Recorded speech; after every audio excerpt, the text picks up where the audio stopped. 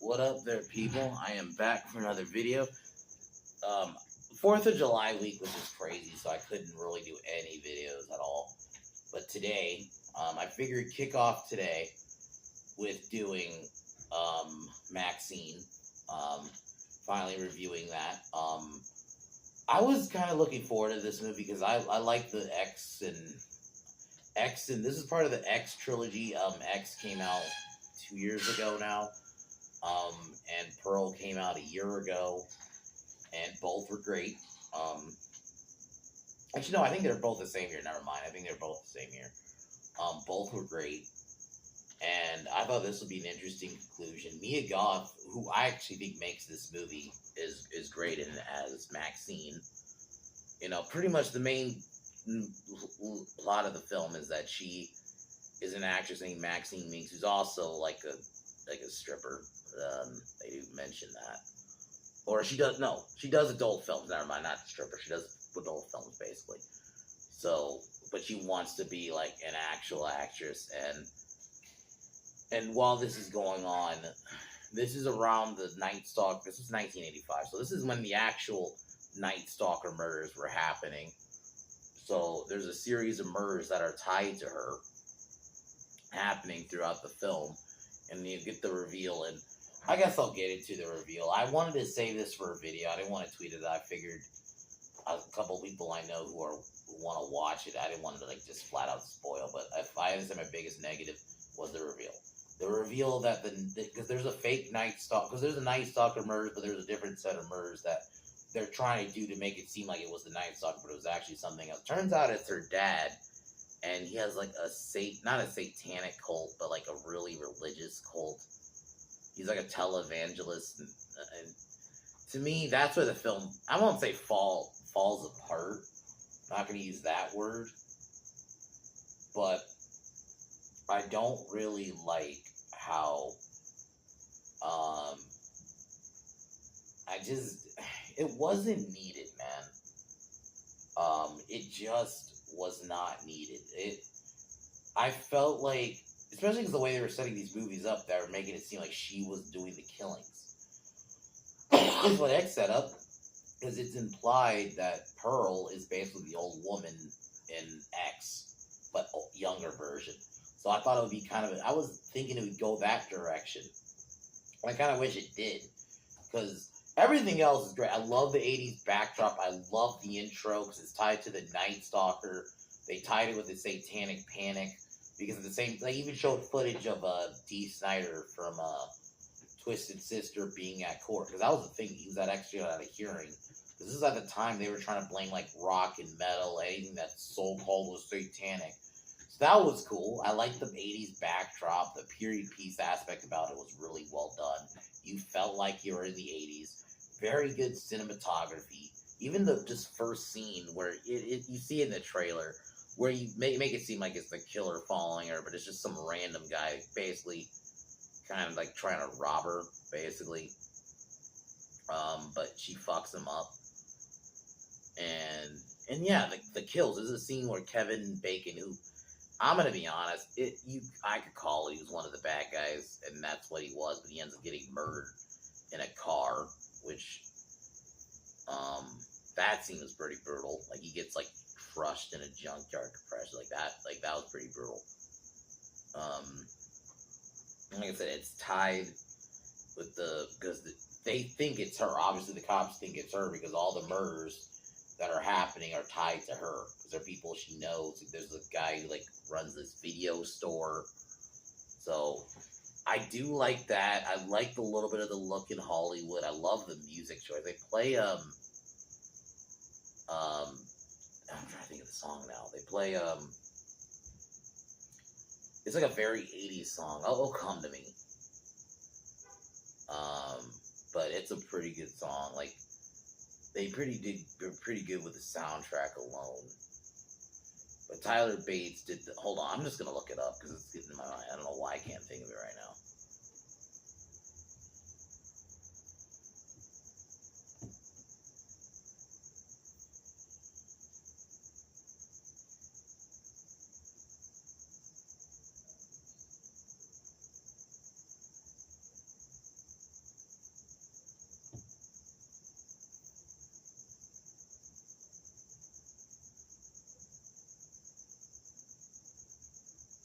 But like just everything else before I get into like the soundtrack, the score.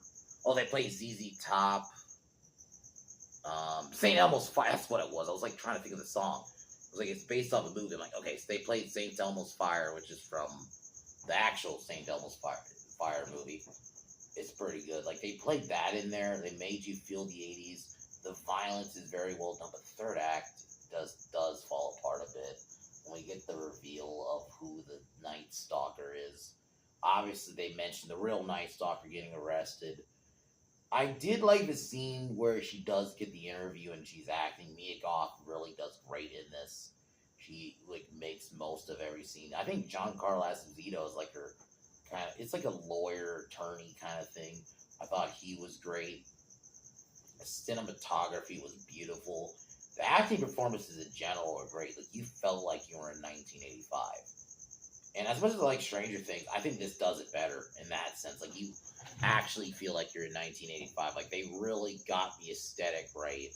You know, I like that they didn't try to tie in like the satanic panic and all that stuff. I just think the third act is where it loses me. Making it like, oh, he's just some religious zealot, and that loses me. Granted, the scene where in the very end, where not the very end, but when Maxxxine kills her father, she like shoots his face and like just his face just becomes like a watermelon. It is like they don't hold back on the violence. I'll admit, like the compressor scene where Kevin Bacon gets crushed by a junkyard compressor. There's a scene where dude's intestines get cut out because the scene where Maxxine basically fucks up a dude. It's either intestines or she stomps on his nuts. She stomps on something because this guy tried to rob her. Because this is a scene in a trailer that made it seem like a killer trying to guard her, but then she pulls out a gun. Turns out it's just some random. And what they were trying to clearly do is what the scene I think they were trying to do in the ending, because the kills, a lot of the murders, they would have their face.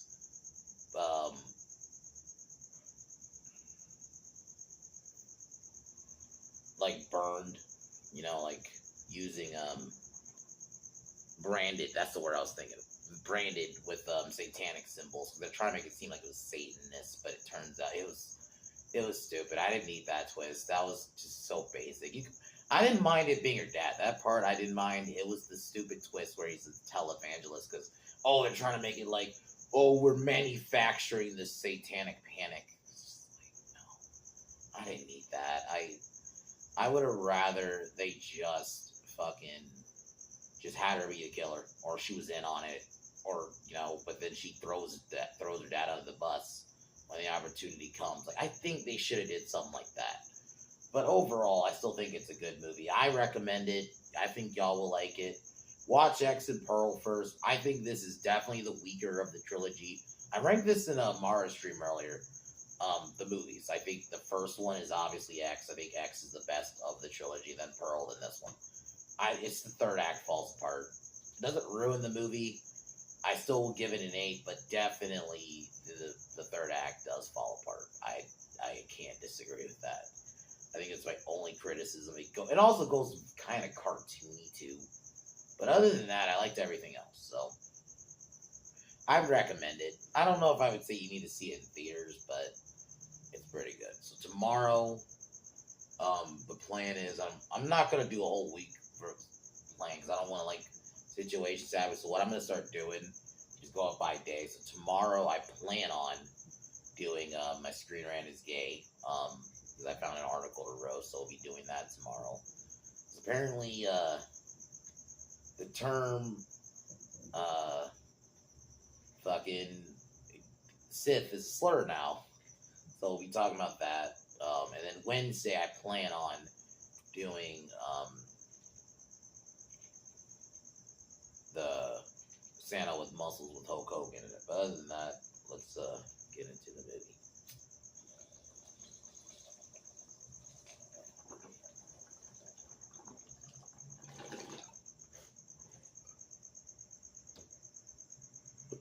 I kind of hope Mia Goth gets casted more stuff because she's in the 3 of these movies. Like she knows how to play crazy. I also think she can play sympathetic. You know what? like, kind of, I know it's a weird analogy, but Scream 4, if Scream 4 was around now, I would have made her Joe, because I think she knows how to play like a normal girl, but then she can also amp up the crazy if she has to.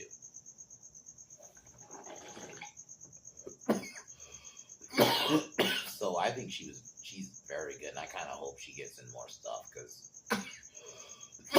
Jenna Ortega are probably, in terms of like character actors right now, or actresses specifically, they're probably my favorite too right now, because they are great at playing characters. They don't just feel like they're just playing themselves, you know.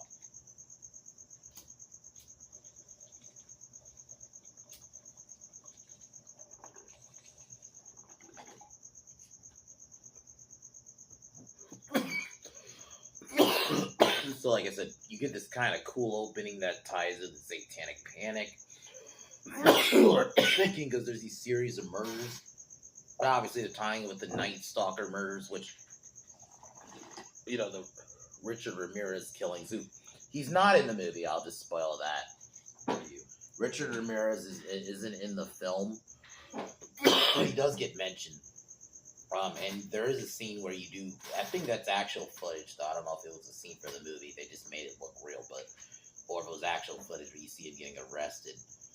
But we're tying the Satanic Panic, which I thought that was awesome. You know, tying in all these rock bands, showing the footage of Dee Snider at this hearing. Like, it was really cool. And then this is where we're introduced to the Maxxxine. This is where she's trying to be an actress.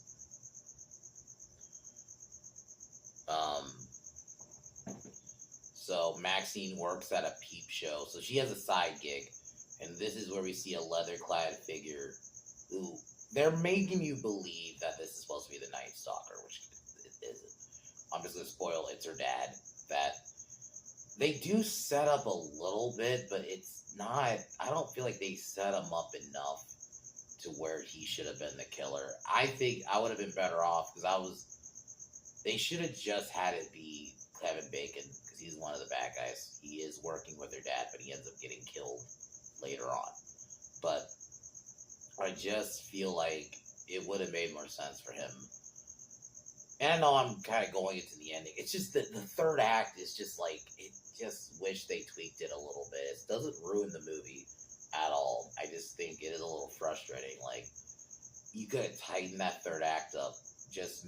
I would have rather her been in on it. Because the whole point of these movies, even in Pearl, you see her murder people. Especially, like, you see her. I'm not saying this needed to be a body count movie, and I'm okay with it not being that. I just think she should have been in on it. Or, there are scenes where you do see hints of her being a killer, like obviously the scene I just mentioned, where this guy tries to rob her. That's what it looks like, because he has like a knife, but then she pulls a gun on him, basically embarrasses him, and then stomps his nuts in. So when this happens, her friend ends up getting killed. Her friends Amber and Tabby, who she works with, are killed, and they're branded with satanic symbols. Obviously, they're trying to make it seem like it's Satanists doing it. And I don't know if I didn't need that. Like, obviously, the Satanic Panic was real, but it was weird when we get the reveal later.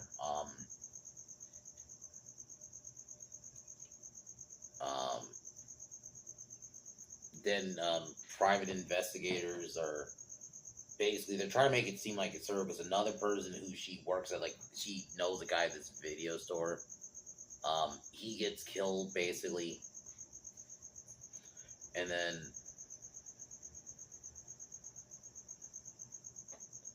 Labat, that's Kevin Bacon's character, who I thought he did pretty good. Like, he played a pretty good sleazy guy. And this is where she goes into her script. Leon is the guy who works in the video store. He ends up getting killed, which I'll admit, his kill scene was pretty well done. The detectives are trying to tell Maxxxine to cooperate, because they're basically, obviously, now the murders are all tied with her.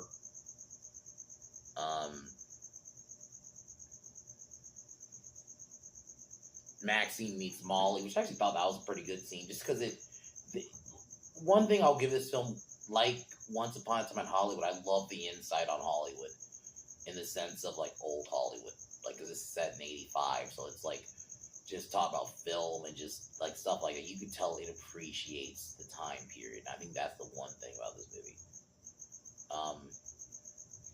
So Labat comes back because he wants revenge for, obviously it's a plot, he's trying to kill her, basically. Chases her throughout the Universal lot. Maxxine kills Labat, basically, because they trap him inside a car and he ends up getting crushed. Along with her Ted, because he plays her agent, who turns lawyer towards the end, but yeah, Labat gets, yeah, his death was pretty brutal. He gets crushed in the car. It's almost like mob style, because you see that, I've seen that in a mob movie.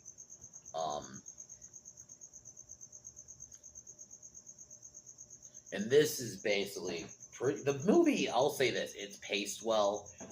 I don't feel like there's a point where I was bored either. I was like, okay, it's going, like, it gets, like, within, like, the first 20 minutes, you get the first, because I'll admit I didn't see this in theaters, you get, like, the first kill within, like, the first 20 minutes, and I don't feel like there's a quiet point in the movie where you're just bored, you know, like, I do feel like this movie is paced well, like, like, when I said, if I don't feel bored at a movie and you just kind of keep going, you can be a good movie. I love, you know, so, this is, like I said, where the movie, third act just isn't good. I feel like it went too cartoony, because this is when we get the reveal that it's her dad. Because he was trying to pin the murder of Tammy and Amber on the Night Stalker. And basically shits on her because, he sees her as the devil because she wants to be an actress. That's it. It's like, why did we go this direction? Why not just make it a Labat? Granted, yeah, we would have had, you could have still, the junkyard scene was great, but I could almost sacrifice it if you had just made him the killer. Or even, like, I didn't need because he's basically trying to make it like it was Satanists doing the murders, because, you know, he's painting the satanic symbols, which also, like, because he's obviously trying to pin the murders on the Night Stalker. So he's trying to, I would have been, or just some kind of copycat even someone who's inspired by Richard Ramirez. That'd have been better than what we got. This third act, I think, is only really where the film suffers for me. That's why I couldn't give it, like, I think if they fix the third act, I'd probably give it a higher rating. I think it's just fundamentally, of the three films, I think the third act's the weakest in this one. It's still a good movie. It's just, and I'm meaning the climax. I think the ending, for the most part, is okay. It's mainly the climax I'm more of a problem with. I just feel like it was kind of anticlimactic with the reveal a little bit. It turns cartoony because the detectives show up before they're about to, he ends up, like, getting set on fire because the branding tool ends up catching him on fire, even though I don't think it worked like that. And Miller's cohorts are killed, Miller gets injured, Maxxine's free, the other cops are dead, and then Maxxine basically kills her father. And then we get a scene where she's envisioning herself as a celebrity, where she has an interview, and this is where we get the reveal, the scene where she actually shoots her dad, which, okay, that was pretty brutal, but, and then we get an ending where she does work on her movie. Like I said, the third act is the only part where I'm, like, a little on, but I still, like, overall love the movie. I love the cinematography, I love the performances, I love the fact that I felt like I was in 1985. I love that opening. The opening with, like, tying into, like, the Satanic Panic, and then Richard, and then obviously too, before that part when it ends, you see footage of the actual Night Stalker getting arrested and all that, like, kind of tying it all up in a bow, which was cool. You know, it has the other thing, this is not just thinking about this has a documentary feel about it, which I like. You know, that aspect I like. It's, like I said, the third act, the only really part where I feel like it suffers a little bit. Because I think the reveal could have been much better done. And less cartoony, too. Like, they should have dialed the cartooniness a little bit down. You know, that's the only thing. But I overall still like this movie. So I definitely think, overall, you should watch it. I think if you watch, like, try watching maybe X, Pearl, and then this, like, right afterwards, and maybe see if it works watching it right after. But I think it's a pretty good trilogy. I mean, I like all the movies. X is the best one, because X felt like an old school, like, it was like obviously like a Texas Chainsaw kind of style slasher that I kind of was nice seeing back.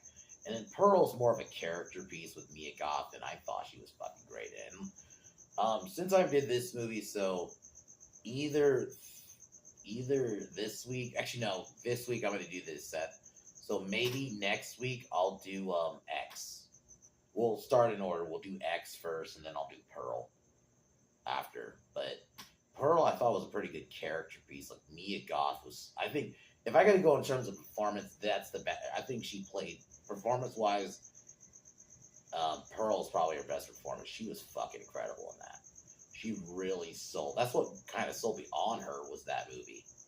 Like she was an X, which I thought she was good in it, but just Pearl, like she was amazing in that. I thought she was pretty good in this too. The 80s tone is perfect. Like I said, I think it's mostly a good movie. It's just the third act is where it falls apart a little bit. But overall, 7 out of an 8 out of 10. I would definitely watch it again. You know, I would definitely watch it again, especially in the context of with watching the other two. Would like to see how that changes it a little bit. Tomorrow, I should be doing my Screen Rant article, pending on, because I got some air conditioner guys coming tomorrow. So, pending on when they leave tomorrow, I'll try to get that Screen Rant article done, because that was fucking retarded. It's been a while since I've done a Screen Rant as gay, so to finally do one again, it's pretty good. So, I'll be doing that tomorrow. But, other than that, yeah. Before I end, me and my friends, Cream NATO and Mr. T, or Tyler B, if you see him on YouTube, are going to be doing a wrestling stream on Saturday at 6:05 p.m. on the Pin Down Podcast, which I don't normally put links in the description, but I'm going to put that link once when I upload the video, I'll put the link in the description. And I want y'all to sub to it. So that's going to be where, if you want to see me talk wrestling, that is where I'll be doing it. I'm going to probably keep this channel the movie stuff. I used to talk about wrestling on this channel, but now that, especially now that I am doing a wrestling stream podcast now on YouTube, it'd be kind of pointless to do it on here. So if you want to see me talk wrestling, that's where you're going to see me do it. And our first stream will be on Saturday, this coming Saturday. But other than that, folks, I am going to wrap it up here.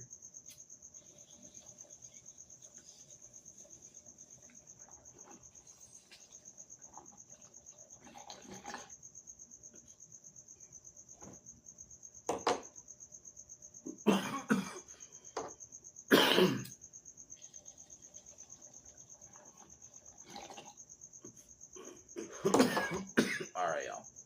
Talk to y'all tomorrow. Peace.